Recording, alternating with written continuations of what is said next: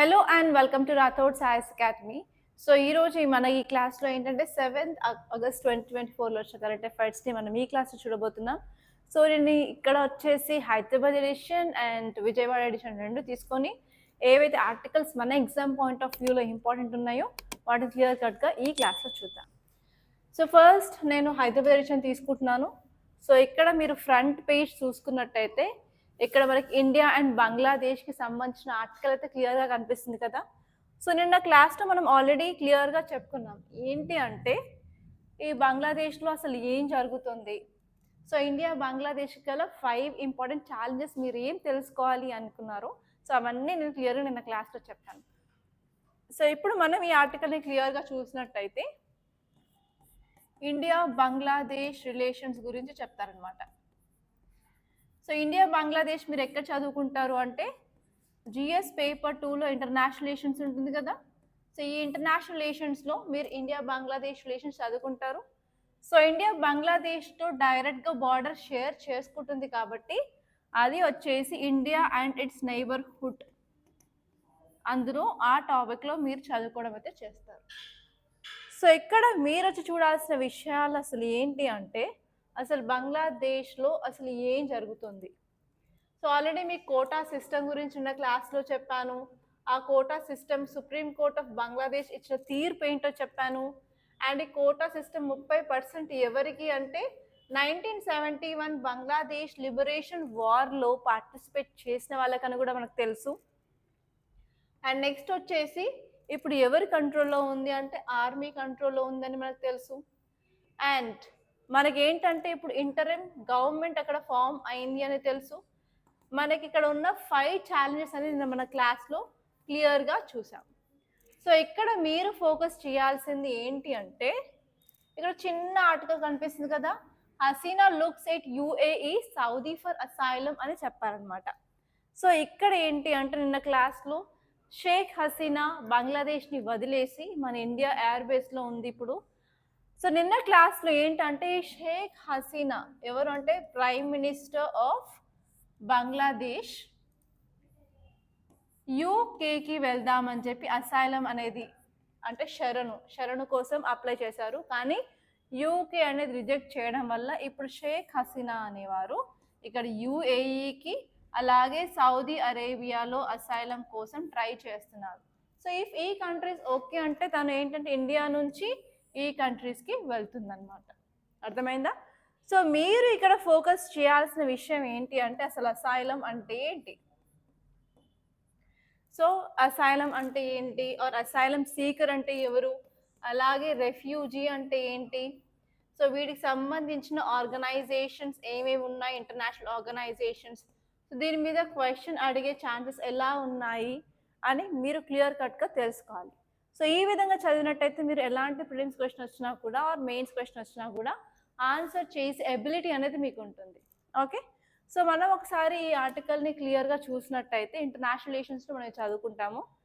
So ఈ article ఏం చెప్తుంది అంటే బంగ్లాదేశ్ యొక్క బహిష్కరించబడిన ప్రధానమంత్రి ఎవరు అంటే షేక్ హసీనా. ఇప్పుడు బంగ్లాదేశ్ క్యాపిటల్ సిటీ ఏంటి ఢాకా. సో ఢాకా నుండి పారిపోయారు. సో వారు ఏంటంటే యూకేకి ఆమె అసైలం కోసం అడిగితే అక్కడ నుంచి క్యాన్సిల్ అయిపోయింది. సో ఇప్పుడు ఏంటంటే యుఏఈకి అలాగే సౌదీ అరేబియా కూడా తన ఆసియన్ కోసం లేకపోతే రెఫ్యూజీ కోసం ఆర్ అసైలం కోసం అనేది అప్లై చేశారు. సో ఇఫ్ ఇన్ కేస్ తనకు పర్మిషన్ వస్తే తను ఇండియా వదిలి అక్కడికి వెళ్తారనమాట. సో ఇప్పుడు మీరు ఈ ఆర్టికల్లో నేర్చుకోవాల్సింది ఏంటి అంటే అసలు పొలిటికల్ టర్మాయిల్ బంగ్లాదేశ్లో ఎందుకు వచ్చింది, దానికి రీజన్ ఏంటంటే కోటా సిస్టమ్ అన్నమాట. అండ్ ఇప్పుడు మనకి ఏంటంటే ఇప్పుడు షేక్ హసీనానే కాకుండా ఈవెన్ అక్కడున్న క్రికెటర్స్ వాళ్ళు కానీ ఎవరైతే అవామీ లీగ్ పార్టీకి సంబంధించిన వారి పైన కూడా అటాక్స్ అనేది చేస్తున్నారు కాబట్టి అక్కడ పొలిటికల్ ఇన్స్టెబిలిటీ ఉంది అని మనం చెప్పొచ్చు అనమాట. సో అలాగే అక్కడ ఉన్న లీడర్స్ అనే వారికి ప్రాణహాని ఉంది కాబట్టి అక్కడ నుంచి బయటికి రావడానికి ట్రై చేస్తున్నారు.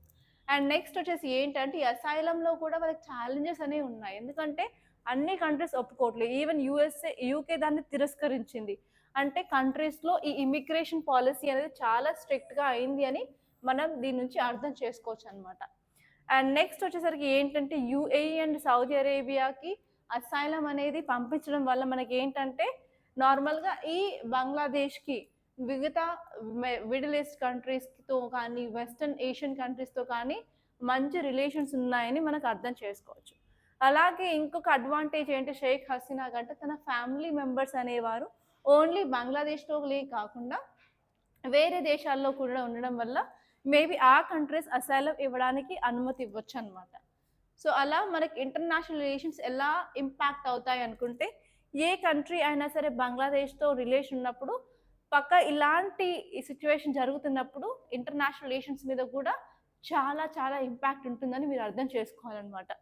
సో ఆల్రెడీ నేను 5 ఇంపార్టెంట్ ఛాలెంజెస్ ఉన్న క్లాస్లో చెప్పాను. సో ఒకవేళ మీరు నిన్న క్లాస్ మిస్ అయినట్టయితే కంపల్సరీ ఒకసారి దాన్ని చూడండి.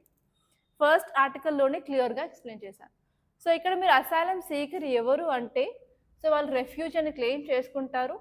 సో ఈవెన్ వాళ్ళు రెఫ్యూజీనా కాదా అని కన్ఫర్మేషన్ చేయకుండా వాళ్ళకి అనుమతించదాన్ని అసైలం. ఎందుకంటే వాళ్ళకి ఆల్రెడీ ప్రాణహాని ఉంటుంది, టైం లిమిట్ అనేది చాలా తక్కువ ఉంటుంది కాబట్టి వితౌట్ ఇవాల్యుయేషన్ వాళ్ళకి రెఫ్యూజీ లాగా ఒప్పుకోవడాన్ని అసైలం అంటామన్నమాట.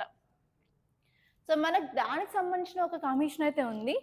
అది ఏంటంటే United nations high commission for refugees అనేది దాని గురించి చెప్పడం జరుగుతుంది. సో అది ఏంటంటే ఇంటర్నేషనల్ లా ప్రకారం, లేకపోతే నేషనల్ లా ప్రకారం, లేకపోతే రీజనల్ లా ప్రకారం అది ఇవ్వడం జరుగుతుంది. సో ఇదండి ఫస్ట్ ఇంపార్టెంట్ ఆర్టికల్. సో ఇదొకటే ఆర్టికల్ ఇంపార్టెంట్గా కనిపిస్తుంది ఇక్కడ. సో మీరు ఇంకొక వేరే ఆర్టికల్లోకి వెళ్ళినట్టయితే, సో హైదరాబాద్ పేజ్లో అంత ఇంపార్టెంట్ ఏం లేదు. కాకపోతే ఏంటి అంటే ఇక్కడ క్లౌడ్ బస్ట్ అనే వర్డ్ అనేది ఇచ్చారు, ఇక్కడ వచ్చేసి ల్యాండ్ స్లైడ్ అనే వర్డ్ ఇచ్చారనమాట. సో క్లౌడ్ బస్ట్ కానీ ల్యాండ్ స్లైడ్స్ కానీ చాలా డిఫికల్ట్గా ఉంది ప్రొడక్ట్ చేయడం. ఎందుకంటే మనకు వచ్చే శాటిలైట్ డేటా ఏదైతే ఉందో మనకు ప్రాపర్గా రిజల్యూషన్ అనేది లేదు. కాబట్టి ఎక్కడ ఏ చోట మనకి ల్యాండ్ స్లైడ్ వస్తుంది, క్లౌడ్ బస్ట్ వస్తుందో డిఫికల్ట్గా అవుతుందని చెప్పి ఇక్కడ ఐఎండి డిపార్ట్మెంట్ డైరెక్టర్ జనరల్ అనేది చెప్పడం జరిగింది అనమాట. సో ఒకసారి మీరు సైన్స్ అండ్ టెక్నాలజీ దీన్ని క్లియర్గా చూడవచ్చు. శాటిలైట్స్ ఏంటి, వాటి రెజల్యూషన్ ఏంటి, వాటి యొక్క అడ్వాంటేజెస్ ఏంటి, అలాగే శాటిలైట్స్ మన డిఫరెంట్ టైప్స్ ఆఫ్ శాటిలైట్స్ ఉంటాయి. కొన్ని శాటిలైట్స్ ఏమో లో ఎర్త్ ఆర్బిట్లో పెడతాము, కొన్ని మిడిల్ ఎర్త్లో పెడతాము, కొన్ని ఏమో చాలా లాంగ్లో పెడతాము. సో ఎందుకు అలా పెట్టడానికి రీజన్ ఏంటి, ఎక్కడ పెడితే మనకి ఎలాంటి అడ్వాంటేజెస్ ఉంటాయి కూడా మీరు క్లియర్గా చూసుకోవాల్సిన అవసరం అయితే ఉందన్నమాట. అండ్ మీరు ఇంకా వేరే ఆర్టికల్స్ చూసినట్టయితే green light to Godavari drinking water supply అని చెప్పారు. కాబట్టి సో ఇక్కడ రివర్ గోదావరి అనేది వచ్చింది కాబట్టి సో మీకు జాగ్రఫీ పాయింట్ ఆఫ్ వ్యూలో క్వశ్చన్ వచ్చే ఛాన్సెస్ అయితే ఉన్నాయి. సో ఎప్పుడైనా సరే ఏదైనా ఒక నది, ఒక రివర్ అనేది న్యూస్లో ఉంటే, రివర్ని తెలుగులో నది అంటారు కదా, సో అది న్యూస్లో ఉన్నట్టయితే ఆ రివర్ లొకేషన్ ఎక్కడ, సో దాని పుట్టుక ఎక్కడ అంటే బర్త్ ఎక్కడ, అండ్ నెక్స్ట్ వచ్చేసి ఏ ఏ స్టేట్లలో అది ఫ్లో అవుతుంది అది చూసుకోవాలి. దాంతోపాటు ఆ రివర్కి సంబంధించిన ట్రిబ్యూటరీస్ ఏంటి, అండ్ ఈ ట్రిబ్యూటరీస్ వచ్చేసి లెఫ్ట్ బ్యాంక్ ట్రిబ్యూటరీస్ ఏంటి, రైట్ బ్యాంక్ ట్రిబ్యూటరీస్ ఏంటి, సో ఇవన్నీ మీరు కంపల్సరీ చూసుకోవాలన్నమాట. సో దీన్ని బేస్ చేసుకొని మీ గ్రూప్స్లో కానీ డిఎస్సిలో కానీ ఆర్ ఎల్స్ ఏ ఎగ్జామ్ రాసినా కూడా కంపల్సరీ రివర్ సిస్టమ్ నుంచి అయితే క్వశ్చన్స్ అయితే కంపల్సరీ ఉంటాయి. అదొక చూసుకుంటే సరిపోతుంది. అండ్ మీరు ఇంకొక పేజ్లోకి వెళ్ళినట్టయితే మొత్తం పొలిటికల్ ఆర్టికల్సే కనిపిస్తున్నాయి.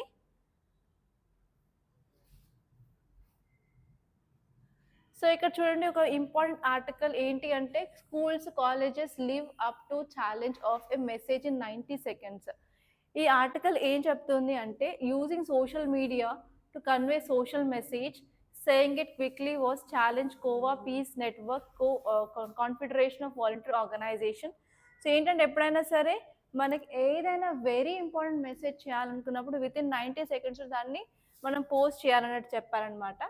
సో ఇక్కడ వాళ్ళు ఏ థీమ్స్ మీద ఫోకస్ చేస్తున్నారు అంటే పావర్టీ మీద, drug abuse, child labour, environment, gender justice, transgender people కానీ, care of elders, unemployment, corruption, mobile addiction, differently abled people, and next వాళ్ళు ఏంటంటే కమ్యూనల్ వైలెన్స్ మీద ఫోకస్ చేయడం జరుగుతుంది. అలాగే సూసైడ్ ప్రివెన్షన్ కూడా ఫోకస్ చేస్తున్నారు అనమాట. దాని మీద బెస్ట్ రీల్స్ కానీ వీడియోస్ కానీ అండర్ 90 secondsలోనే ప్రొడ్యూస్ చేయడానికి ట్రై చేయడం అయితే చేస్తున్నారనమాట. సో ఇది చాలా ఇంపార్టెంట్. అండ్ ఇప్పుడు మీరు వేరే ఆర్టికల్స్ చూసినట్టయితే ఇక్కడ అంత ఇంపార్టెంట్ ఏం లేవు. సో ఇక్కడ ఒక డ్యామ్ గురించి చూడడం జరిగింది. నాగార్జున సాగర్లో మనకి 22 గేట్స్ అనేవి ఓపెన్ చేశారనమాట. సో ఇక్కడ ఈ నాగార్జున సాగర్ వచ్చేసి ఏ రివర్ మీద ఉంది అండ్ దాని లొకేషన్ ఎక్కడ ఉందో చూసుకుంటే క్లియర్ కట్గా ఉంటుంది. ఎందుకంటే ఈవెన్ యూపీఎస్సీలో కూడా డ్యామ్స్ గురించి అయితే క్వశ్చన్ అయితే అడగడం జరుగుతుంది. సో మీరు ఏపీ అండ్ తెలంగాణ కాబట్టి మీరు ఈజీగా ఐడెంటిఫై చేస్తారు ఎక్కడుంది అని. సో ఇఫ్ ఇన్ కేస్ వేరే స్టేట్లో ఉన్న డ్యామ్స్ని మనకి ఎంత కష్టమో అలాగే మీరు వేరే స్టేట్ నుంచి వింటున్నట్టయితే మీకు కూడా కష్టంగానే ఉంటుంది. కాబట్టి ఎప్పుడైనా సరే ఏదైనా డ్యామ్ న్యూస్లో ఉంటే దాని మీద క్వశ్చన్ వచ్చే ఛాన్సెస్ చాలా ఎక్కువగా ఉంటాయి. కాబట్టి అది ఎక్కడుంది, అట్లీస్ట్ ఏ రివర్ మీద ఉందో ఫోకస్ చేయాలి. అండ్ ఆ డ్యామ్ యొక్క పర్పస్ ఏంటి, ఇరిగేషన్ కోసమా, లేకపోతే డ్రింకింగ్ వాటర్ కోసమా, ఫ్లడ్ మేనేజ్మెంట్ కోసమా, లేకపోతే ఎలక్ట్రిసిటీ ప్రొడ్యూస్ చేయడం కోసమా, ఎగ్జాక్ట్లీ మీరు ఫంక్షన్ ఏంటో చూసుకోవాలి. అండ్ యాక్చువల్లీ ఒక ఇంపార్టెంట్ ఆర్టికల్ నేను చెప్పాలనుకున్నాను. యాక్చువల్లీ హైదరాబాద్ పేజ్లో లేదు, కాకపోతే ఢిల్లీ ఎడిషన్లో ఉంది. అది ఏంటి అంటే చైల్డ్ లేబర్కి సంబంధించిన ఆర్టికల్ అనమాట. సో ఢిల్లీలో ఒక జూట్ బ్యాగ్ ఫ్యాక్టరీలో 18 మైనర్ అంటే చైల్డ్ లేబర్ అనేది ఐడెంటిఫై చేశారు. ఆ చైల్డ్ లేబర్ ఐడెంటిఫై చేసిన తర్వాత వాళ్ళని అక్కడ నుంచి రెస్క్యూ అయితే చేయడం జరిగిందనమాట. సో యాక్చువల్లీ చైల్డ్ లేబర్ అనేది మనకి పాలిటీలో మన సిలబస్లో ఉంది కదా. సో మీరు చైల్డ్ లేబర్ చూసినట్టయితే ఇది ఎక్కడ చదువుకుంటాం మనం జిఎస్ పేపర్ 2లో పాలిటీ ఉంటుంది కదా. సో ఈ పాలిటీలో మనం కొన్ని ఆర్టికల్స్ ఉంటాయి. రైట్ అగెయిన్స్ట్ ఎక్స్ప్లాయిటేషన్ అని, అది మన ప్రాథమిక హక్కులు అంటే ఫండమెంటల్ రైట్స్ పార్ట్ 3లో ఉండడం జరుగుతుంది. సో ఇక్కడ ఎస్పెషలీ ఆర్టికల్ 24 వచ్చేసి చైల్డ్ లేబర్ గురించి చెప్తుంది అనమాట. సో అదే కాకుండా మనకు జిఎస్ పేపర్ 2లో గవర్నెన్స్ అనే టాపిక్ ఉంటుంది. సో ఈ గవర్నెన్స్లో వచ్చేసరికి మనం ఈ చైల్డ్ లేబర్ని అరికట్టడానికి ఉన్న యాక్ట్స్ లేకపోతే చట్టాలు ఏంటి, అలాగే మనం తీసుకొచ్చిన కొన్ని ప్రోగ్రామ్స్ ఏంటి, గవర్నమెంట్ తీసుకొచ్చిన ప్రోగ్రామ్స్ ఏంటి, సో అవన్నీ తెలుసుకోవాలి. అదే కాకుండా ఈ చైల్డ్ లేబర్ వల్ల మన ఎకనామీకి ఎలాంటి నెగటివ్ ఇంపాక్ట్ ఉంటుంది దాని మీద కూడా మీరు ఫోకస్ చేయాలా. అదే కాకుండా మనకు జిఎస్ పేపర్ 4 ఎథిక్స్లో మీకు కేస్ స్టడీ వచ్చే ఛాన్సెస్ ఉన్నాయి. మీరు ఒక పోలీస్ ఆఫీసర్ ఆర్ మీరు ఒక ఐఏఎస్ ఆఫీసర్, సో మీరు ఇలాంటి ప్రాబ్లమ్ని ఎలా అరికడతారు, సో దాని మీద మీరు ఫోకస్ చేయాలి. అండ్ అదే కాకుండా మీకు జిఎస్ పేపర్ 2 ఆర్ 1లో మీకు both society and social issues ఉంటాయి కదా. సో అక్కడ కూడా దీనికి రీజన్స్ ఏంటి అవి కూడా చూసుకోవాల్సిన అవసరం అయితే ఉంది. సో ఒక్కసారి మీరు క్లియర్గా ఈ ఆర్టికల్ చూసినట్టయితే ఏం చెప్తుంది అంటే, ఢిల్లీ పోలీసులు భూజన్పురాలోని జూట్ బ్యాగ్ ఫ్యాక్టరీలో 11 నుంచి 17 సంవత్సరాలు చెందిన చిల్డ్రన్, ఓకే, వయస్సు గల చిన్నారులని రక్షించారనమాట ఈ ఫ్యాక్టరీ నుంచి. సో ఎస్పెషల్లీ ఆ పిల్లలందరూ ఎక్కడి నుంచి వచ్చారు ఢిల్లీకి అంటే ఉత్తరప్రదేశ్, బీహార్, ఉత్తరాఖండ్కి చెందిన పిల్లలు అనమాట. సో అక్కడ నుంచి ఢిల్లీకి వచ్చి ఢిల్లీలో వర్క్ చేస్తున్నారు. సో దీనివల్ల మీకు ఏమర్థమవుతుందంటే చైల్డ్ లేబర్ ఏ రీజన్స్లో ఎక్కువగా ఉంది అని కూడా మీరు ఇండియా మ్యాప్ వేసుకొని మీరు డేటా రాసుకుంటే మీకు క్లియర్ కట్గా ఉంటుంది. అండ్ నెక్స్ట్ వచ్చేసి ఈ ఆర్టికల్ వల్ల మనకు తెలుసుకోవాల్సిన ఇన్సైట్స్ ఏవైనా ఉన్నాయంటే, ఫస్ట్ వచ్చేసి మన ఇండియాలో చైల్డ్ లేబర్ అనేది ఖచ్చితంగా ఉంది అని చెప్పొచ్చు. దానికి సాక్ష్యం ఈ ఆర్టికల్ అని చెప్పి మీరు రాయొచ్చు. అండ్ అదే కాకుండా ఎస్పెషలీ ఏ ఇండస్ట్రీస్లో మనకి ఇలా చైల్డ్ లేబర్ అనేది జరుగుతుంది, ఇక్కడ జూట్ మ్యానుఫ్యాక్చరింగ్ అని చెప్పారు. జూట్ ఏ కాకుండా మిగతా ఎక్కడ మన చైల్డ్ లేబర్ అనేది ప్రివలెంట్గా ఉందో చూసుకోవాల్సిన అవసరం ఉంది. అండ్ నెక్స్ట్ వచ్చేసి మనం ఎలాగైనా చేంజ్ తీసుకురావాలి మన సొసైటీలో అంటే మన ఒక్కరి వల్ల కాదు. సో ఎవరెవరైతే వేరే వాళ్ళు ఉన్నారో స్టేక్ హోల్డర్స్ లైక్ ఎన్జిఓస్ కానీ, సెల్ఫ్ హెల్ప్ గ్రూప్స్ కానీ, వాలంటీర్స్ కానీ, పోలీస్ ఆఫీసర్స్ స్టేట్ లెవెల్లో కానీ, లా ఎన్ఫోర్స్మెంట్ కానీ, జ్యుడిషియరీ కానీ, సో అందరి హెల్ప్ అనేది చాలా ఇంపార్టెంట్.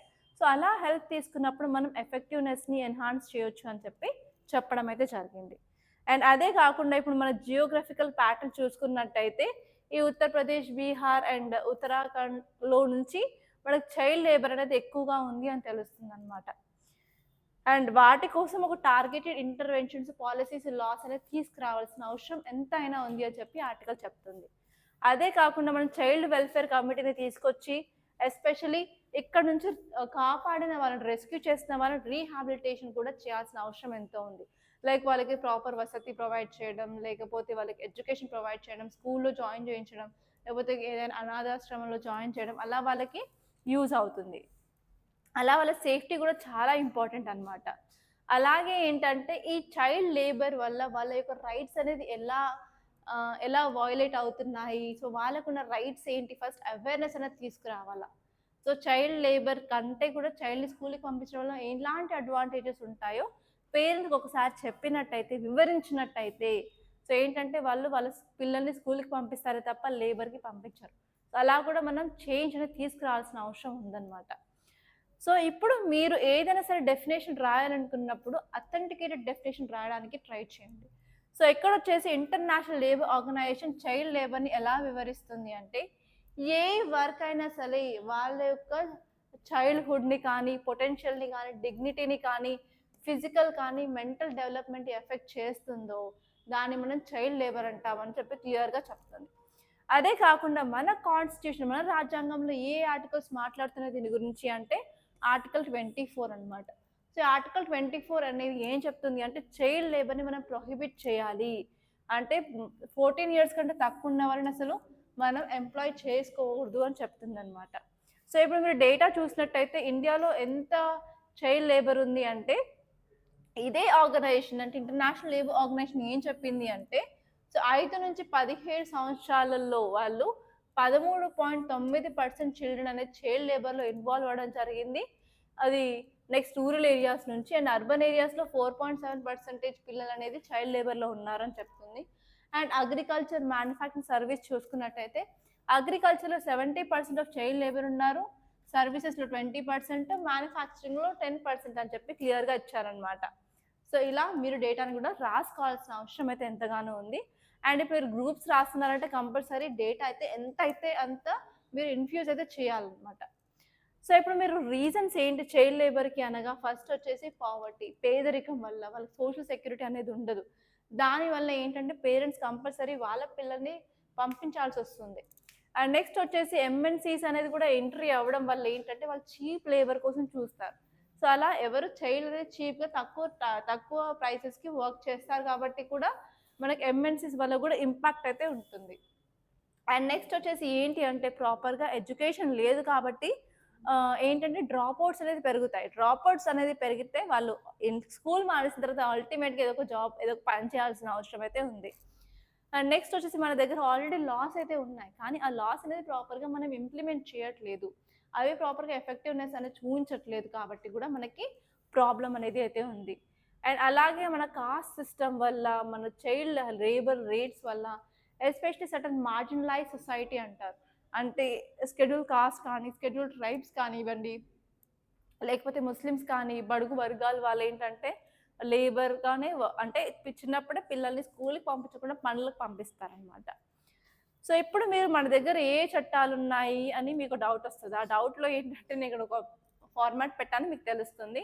అది ఏంటంటే child labour prohibition regulation act of 1986 ఉంది. అండ్ నెక్స్ట్ వచ్చేసి మనకి 2017లో మన రూల్స్ కూడా తీసుకురావడం జరిగింది. అదే కాకుండా మనకొక పెన్సిల్ పోర్టల్ అనేది ఉంది. అంటే సెంట్రల్ గవర్నమెంట్‌కి, స్టేట్ గవర్నమెంట్‌కి ప్రాపర్‌గా లింక్ అనమాట అది ప్రాపర్‌గా. నెక్స్ట్ వచ్చేసి మనకి ఫ్యాక్టరీస్ యాక్ట్ అనేది ఉంది. ఈ ఫ్యాక్టరీస్ యాక్ట్‌లో ఏంటంటే చైల్డ్ లేబర్ అనేది ఫ్యాక్టరీస్‌లో తీసుకోకూడదని క్లియర్‌గా చెప్పారనమాట. ఓకే. సో, నెక్స్ట్ వచ్చేసి రైట్ టు ఎడ్యుకేషన్ యాక్ట్ 2009లో తీసుకురావడం జరిగింది. అది కూడా చైల్డ్ లేబర్ తీసుకురావద్దు. అండ్ పిల్లల్ని కంపల్సరీ స్కూల్‌కి పంపించాలని చెప్తుంది. అండ్ మనకి ఇంటర్నేషనల్ లేబర్ ఆర్గనైజేషన్‌లో కూడా కొన్ని కన్వెన్షన్స్‌లో మనం ఆల్రెడీ సైన్ చేసాము, రాటిఫై చేసాము. ఇవన్నీ చేసినప్పటికి కూడా మన దగ్గర చైల్డ్ లేబర్ ఉంది అంటే ఎక్కడ తప్పుంది? సో, పీపుల్‌లోనా? గవర్నమెంట్‌లోనా? ఎక్కడ? సో, ఒకసారి మీరు దాని గురించి ఆలోచించి సో మీరెక్కడ తప్పుంది అనుకుంటున్నారో సరిగ్గా కామెంట్ బాక్స్‌లో మీ ఒక ఆలోచనని కంపల్సరీ పోస్ట్ చేయండి. ఓకే. సో నేను ఇక్కడ ఒక ప్రిలిమ్స్ క్వెషన్ ఇచ్చాను. సో కంపల్సరీ ఆన్సర్ అయితే ఇవ్వడానికైతే ట్రై చేయండి. సో నెక్స్ట్ వచ్చేసి ఇక్కడ ఒక మెయిన్స్ క్వెషన్ కూడా ఇచ్చాను. భారతదేశంలో బాల కార్మికుల నిర్మూలనకు ఉద్దేశించిన ప్రభుత్వ పథకాలు మరియు కార్యక్రమాల ప్రభావాన్ని అంచనా వేయండి. వాటికి అమలు మెరుగుపరచడానికి చర్యలను సూచించండి. అంటే ఆల్రెడీ మన దగ్గర లాస్ అవన్నీ ఉన్నప్పటికీ కూడా ఎందుకు చైల్డ్ లేబర్ ఉంది? అది దాని మీద ఫోకస్ చేయాలి. అండ్ అసలు చైల్డ్ లేబర్ని తగ్గించడానికి కాకపోతే ఆర్ ఎల్స్ నిర్మూలించడానికి కంప్లీట్గా స్టాప్ చేయడానికి ఎలాంటి మెషర్స్ తీసుకుంటే బాగుంటుందో చెప్పండి. ఎందుకంటే మీరు యంగ్ అండ్ డైనమిక్ కదా, సో మీ దగ్గర చాలా ఐడియాస్ ఉంటాయి compare to others. Okay, so compulsory మీ యొక్క ఐడియాస్ని నాతో షేర్ చేసుకోండి, ఇట్స్ వెరీ యూస్ఫుల్.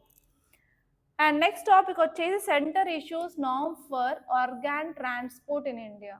సో మనం ఏంటంటే ఆర్గాన్స్ అంటే అవయవాలు, లైక్ మన బాడీలో ఏమేమి ఆర్గాన్స్ ఉంటాయి, బ్రెయిన్ ఆర్ ఐస్, మన కిడ్నీస్ ఉంటాయి, లివర్ ఉంటుంది, స్టమక్ ఉంటుంది, ఇవన్నీ ఆర్గాన్సే కదా.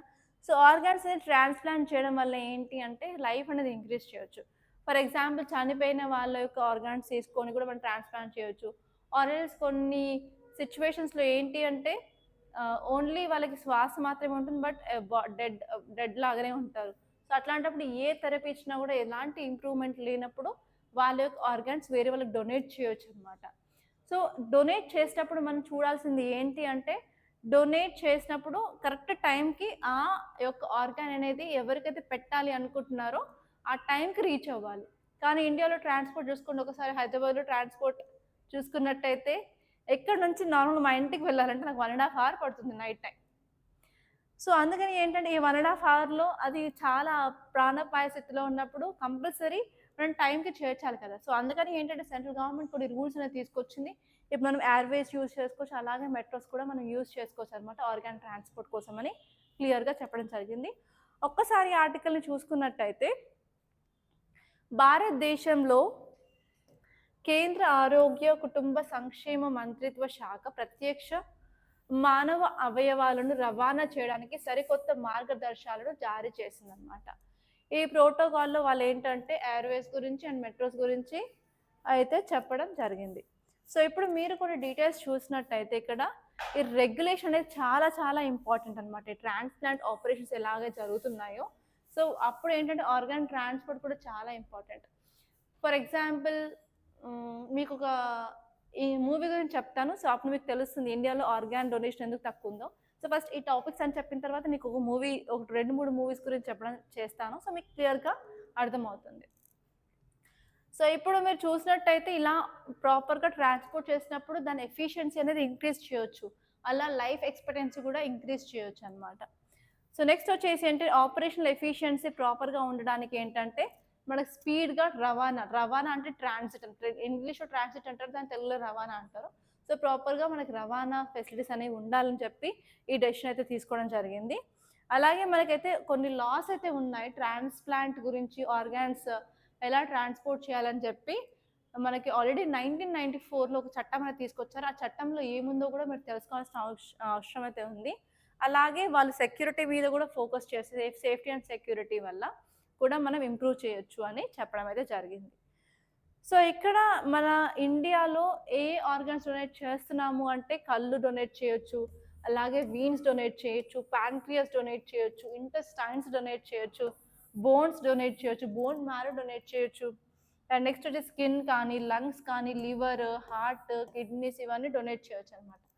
అయినప్పటికీ ఇప్పుడు మన ఇండియాలో డొనేషన్ చాలా చాలా తక్కువ, ఓన్లీ 3% ఆఫ్ ఆర్గాన్ డొనేషన్స్ మాత్రమే అవుతాయి. సో ఇప్పుడు చూసుకున్నట్టయితే ఎందుకు అంటే 80% ఆఫ్ పీపుల్కి అవేర్నెస్ ఉంది డొనేట్ చేస్తే మనకి యూజ్ అవుతుంది అని. అయినప్పటికీ అందులో 67 మంది ఏంటంటే ఆర్గాన్ డొనేట్ చేయడం ఇంపార్టెంట్ అని ఆలోచిస్తారు.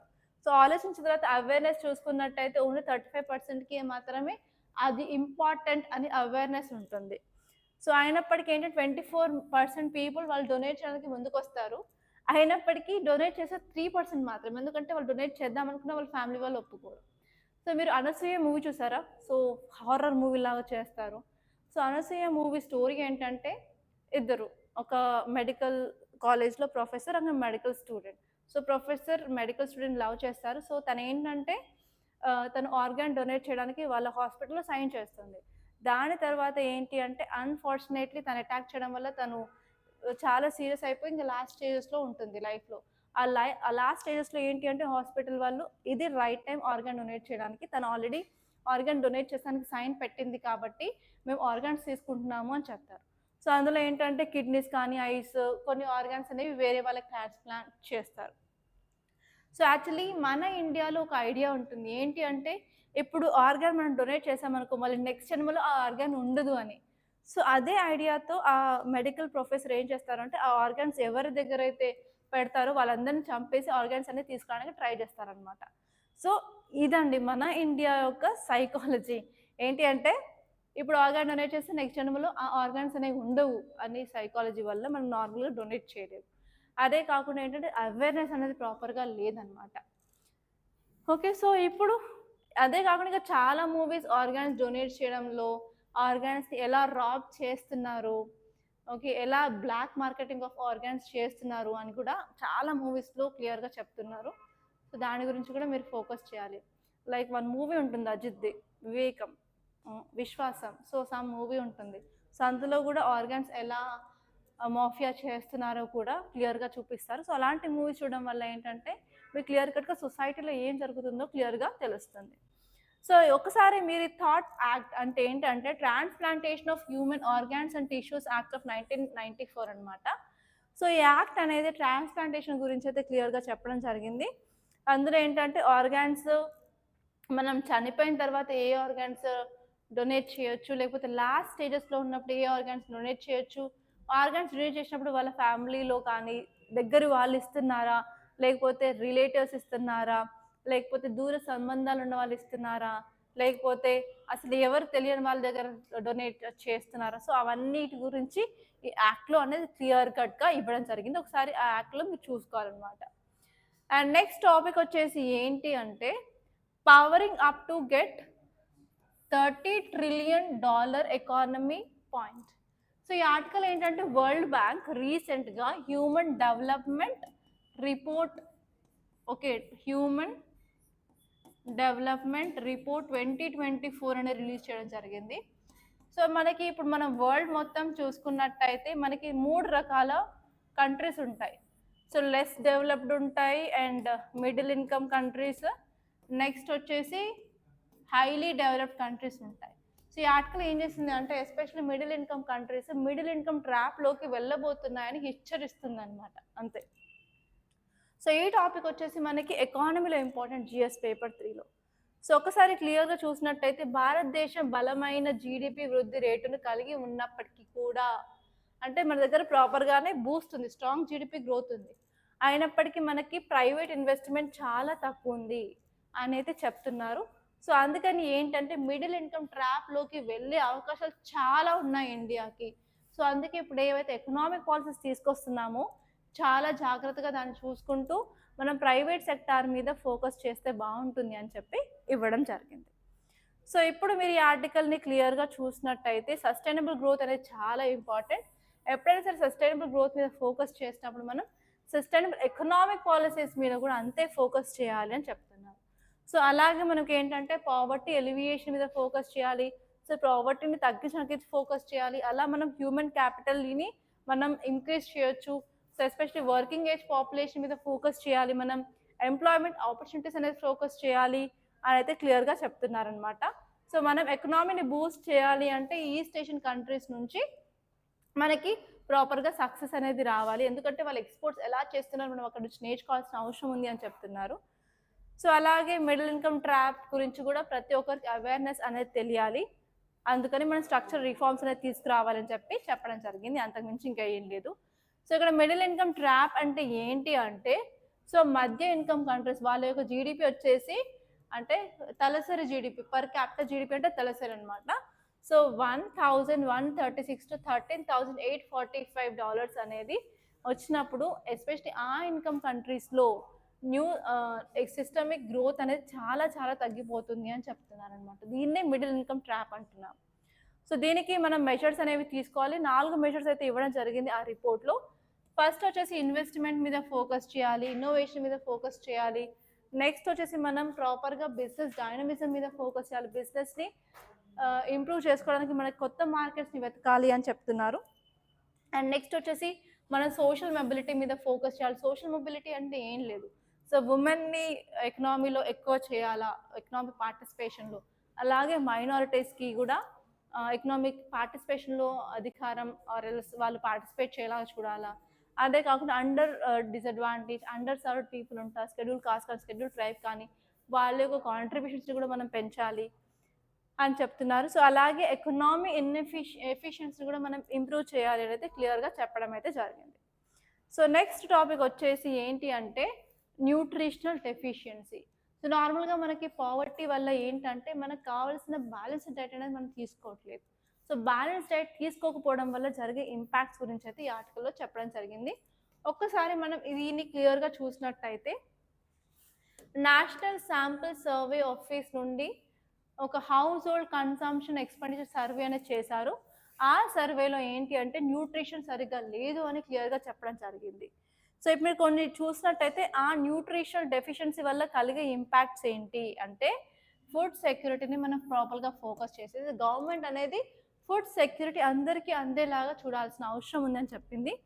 అండ్ అలాగే పావర్టీ లైన్లో ఎవరైతే ఉన్నారో వాళ్ళకు కొంచెం పావర్టీ నుంచి బయటకు రావడానికి అయితే మెజర్స్ అయితే తీసుకురావాలి. అంటే ఎంప్లాయ్మెంట్ ఆపర్చునిటీస్ అవి ప్రొవైడ్ చేయాలని చెప్తున్నారు. సో అలాగే ఎంత క్యాలరీస్ తీసుకోవాలన్న దాని మీద కూడా లిమిట్ ఉండాలి అని చెప్తున్నారు.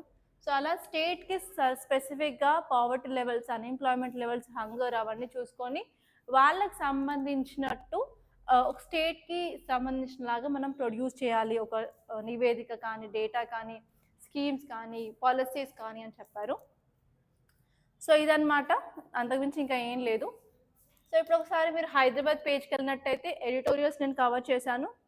అండ్ ఒపీనియన్ పేజ్లో న్యూట్రిషన్ డెఫిషియన్సీ ఒకటే ఆర్టికల్ ఉంది, అది కూడా కవర్ చేశాను. అండ్ మీరు ఇక్కడ న్యూస్ పేపర్లోకి వెళ్ళిన తర్వాత 2 ఆర్టికల్స్ అయితే చాలా ఇంపార్టెంట్ కనిపిస్తున్నాయి. సో ఏంటి అంటే Kharge hold discussions with Congress rule states on judgement on SC sub categorisation. The SC sub categorisation అంటే ఎస్సీలో క్రీమీ లేయర్ లేకపోతే వర్గీకరణ. సో ఆల్రెడీ ఈ టాపిక్ మీద నేను సపరేట్గా ఒక వీడియో చేసి పెట్టాను. సో మీరు ఒకసారి దాన్ని చూడండి. అండ్ ఇక్కడ వచ్చేసరికి సబ్ కేటగరైజేషన్ మీద మన బీజేపీ గవర్నమెంట్ అనేది సైలెంట్గా ఉంది అని చెప్పి ఒక ఆర్టికల్ రావడం జరిగింది. సో ఇక్కడ మీరు ఫోకస్ చేయాల్సింది సబ్ కేటగరైజేషన్ ఆఫ్ ఎస్సీ అంటే ఏంటి, దానివల్ల అడ్వాంటేజ్, డిసడ్వాంటేజెస్ ఆల్రెడీ నేను క్లియర్గా ఒక వీడియో చేశాను. సో ఒక్కసారి దాన్ని అయితే చూడండి. అండ్ ఇప్పుడు మీరు వేరే ఆర్టికల్స్ చూసినట్టయితే ఇక్కడ 2 ఆర్టికల్స్ మాత్రం ఇంపార్టెంట్ ఉన్నాయి.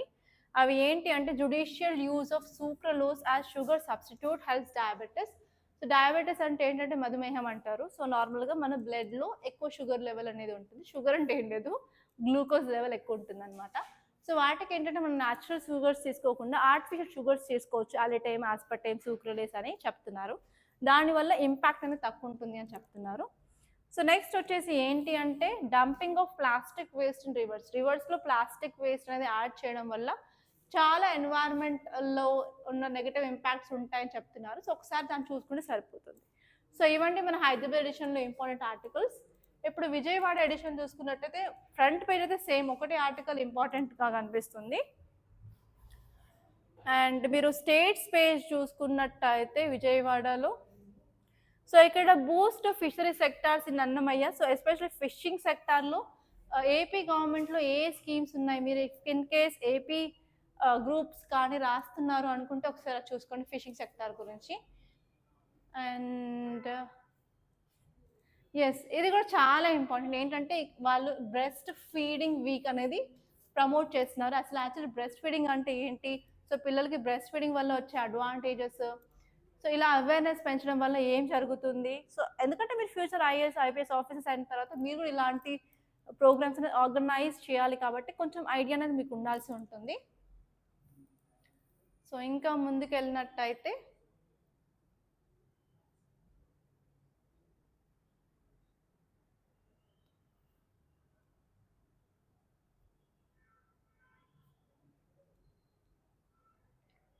ఓకే, ఏపీ పేజ్లో కూడా అంత ఇంపార్టెంట్ ఆర్టికల్స్ అయితే ఏం కనిపించట్లేవు మన ఎగ్జామ్ పాయింట్ ఆఫ్ వ్యూలో. సో ఇవండి ఇంపార్టెంట్ ఆర్టికల్స్ మన ఎగ్జామ్కి రిలేటెడ్. మీరు యూపీఎస్సీ కానీ, ఏపీఎస్సీ కానీ, టీఎస్పీఎస్సీ కానీ ఆర్ఎల్స్ ఏ కరెంట్ అఫైర్స్ ఎగ్జామ్స్ రాసినా కూడా ఇవి యూస్ఫుల్ అవుతాయి. సో అంతే అండి, ఇంతటితో నేను కంక్లూడ్ చేస్తున్నాను. Thank you so much for attending this session. So compulsory నేను ఈ క్లాస్ చెప్పినందుకు మీకు కొంచెం అన్న అట్లీస్ట్ యూస్ అయింది అనుకుంటే లైక్ బటన్ హిట్ చేయండి. అండ్ అలాగే ఈ వీడియో షేర్ చేయండి. కంపల్సరీ మన ఈ ఛానల్ ఉషా మ్యామ్ రాథోడ్ ఈ ఛానల్ని మాత్రం ప్రమోట్ చేయడానికి ట్రై చేయండి. అండ్ కంపల్సరీ సబ్స్క్రైబ్ చేసుకోవడం మాత్రం మర్చిపోవద్దు. And thank you so much guys.